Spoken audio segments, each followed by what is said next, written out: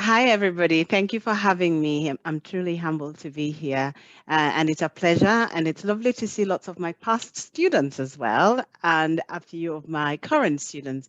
So, I'm going to start by I'm going to put my timer on because being a lecturer, we talk too much, you see, and so 5 minutes is a bit of a short time.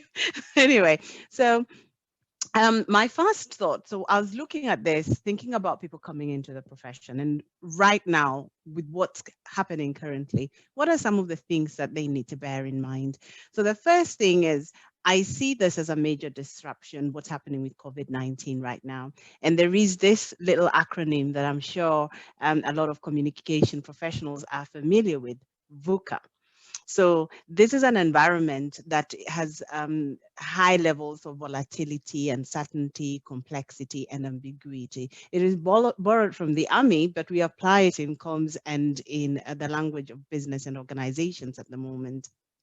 So then what we are trying to do is to sculpt an institutional or organizational response. But in order to do that, we must be able to think of ourselves, what our response is and what our place in this whole environment is. We are sense makers and sense givers. We are the framers of messages.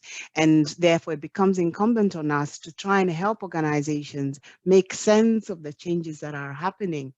But with that change, comes opportunity, the opportunity for us to create and to do things differently. And for instance, in the university now, we are, everything is online, learning is online, stuff we didn't know, we've had to learn very, very quickly. My student is, my daughter, sorry, is studying engineering at Leeds, and they have to go on site visits and things like that. Well, they cannot go on site visits at the moment. So they are embracing technology, drones to go over the site for them to be able to see. They are going on virtual field trips, or whatever that means. We have to find different ways to communicate and to get our audiences engaged. So you will hear businesses talking about pivots, restructuring, repositioning. That is language we have to get accustomed to right now. The second thing I wanted to talk about was strategic thinking, which Trudy has done so well that I will not go over over what she has said because she's covered it really, really well. But I do agree with her that we have to be strategic in our thinking. Now, at Leeds University Business School, we have made the bold decision to offer corporate communications and PR within the business school. In certain places, it is offered in School of Journalism or Schools of Communication, which do an excellent job. So I am not by any stretch of the imagination saying that they do not. However, the thing that we really emphasize is what Trudy talks about, that business frame of mind, that then our graduates come out of university understanding the language of organizations. Because that question that you just asked, John, for them to be able to go and maybe talk to their CEO or top management, they themselves must be believable and savvy members of what Grunig calls the dominant coalition. To be able to carry themselves that way, they must understand their business and they must understand what is important, the key priorities, and how their own communication supports that. So Christensen talks about orchestration. He talks about how you bring in the different bits that, of communication within the organization, the tools, the tactics, bring them together and orchestrate them for the organization, give them direction, give them form. But how do you do that if you don't know where the organization is going? So last but not least, is this idea of authenticity. So Trudy spoke about trust, and at the heart of authenticity, obviously, is trust. You want to build trust.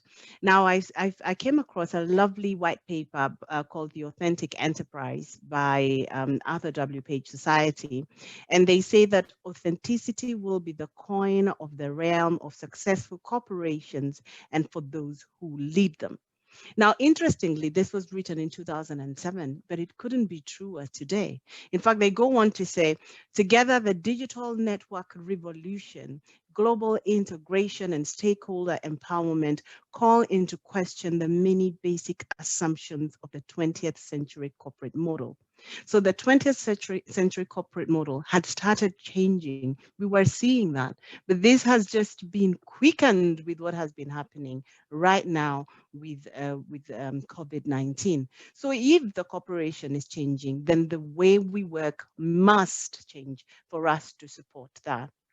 So we see how now we are being called upon to do what this paper calls to create the new blended physical and virtual work environment. We see how we are being pulled to start thinking of ourselves as strategic leaders, not thought leaders, because we are not just here when, to be called upon when things go wrong. But we also can see how, and I'm sure Leah will probably touch on this when she talks about internal comms, we can see how that powering people and investing in your people is really, really important. So there are new problems that need new solutions, not new problem solving, but finding sustainable solutions. And we can see how co-creation is at the heart of what we do, empowering our employees to be communicators and other stakeholders too, the power of word of mouth. But remember, though Trudy and I do agree that strategy is important, remember that culture, it's strategy for breakfast, or so I have heard. So if you do not take care of your people, if there is no authenticity coming from inside, then you are doomed. And that feeds into diversity and inclusion. And that is why we are having this conversation now, because at the end of the day, if you cannot build collaborative business ecosystems where you have engaged, enabled, and supportive populations, then you are doomed to fail. And that is me being told I've run out of time. So thank you.